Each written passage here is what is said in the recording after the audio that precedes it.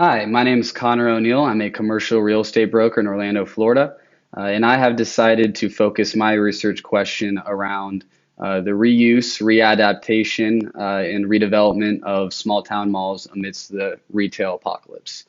And so the first article I read is titled, "Is the Macy's in My Mall Going to Close?"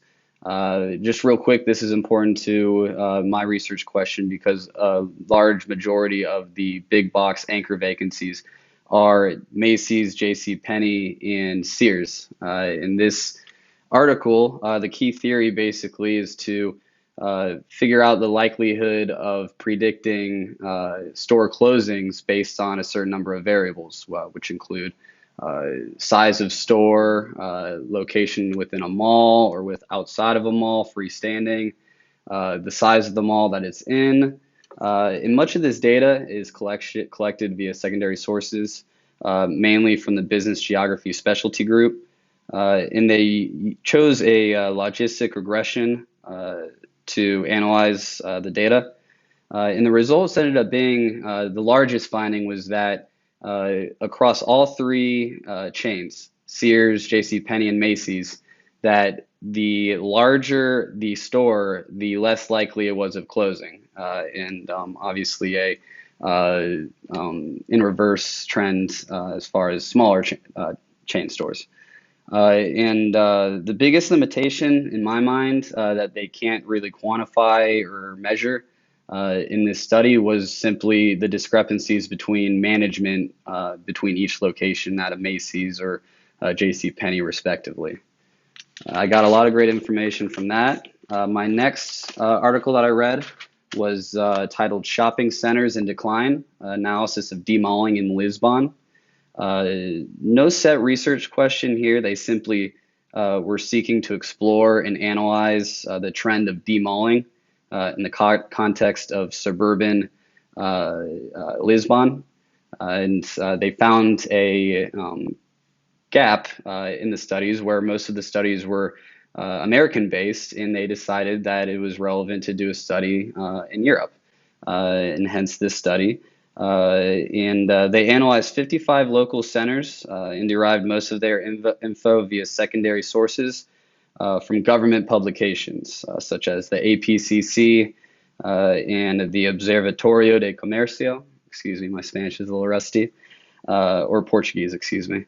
And they found that among these 55 centers, 20 were in the process of redevelopment, renovation.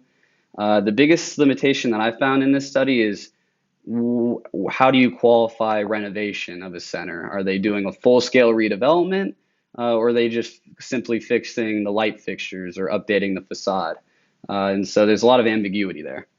The next article I read was "You're Dead to Me, but Should You Be?" Using a retail base to classify American malls by occupancy and sales in an extended analysis of dead and dying malls.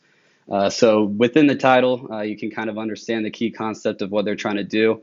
The article does a great job of setting concise parameters for key terms such as dead mall being under 40% occupancy, because there is some ambiguity there in our industry. The data collection was almost 100% syndicated and borrowed in info derived from the directory of major malls, as well as other industry reports from companies such as Simons, Green Street, Associates, people within the industry. There were 26 variables and 840 malls included in the study, all over 500,000 square feet. And the result was the size and population income were the most important for whether one of these malls necessitated redevelopment or renovation. And this is one of the big gap spotting to me, and it was also in the following study is all of the centers and malls studied were over 500,000. And in my industry, a majority of the properties that I deal with are small town malls under 400K.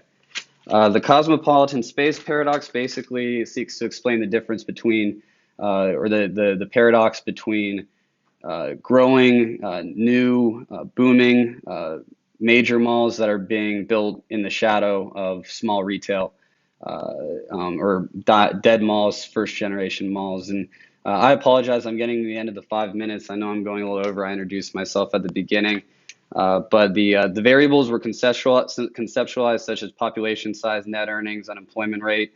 The results, unfortunately, lacked any type of conclusion, and the author admits that more extensive analysis needs to be performed.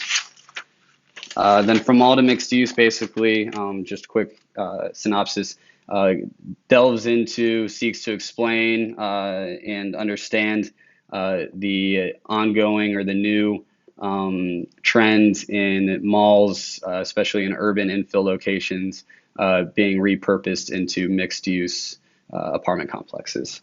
I appreciate it. I'm sorry for running a little bit late. I am excited for this project, and I look forward to speaking with everybody soon. Thank you.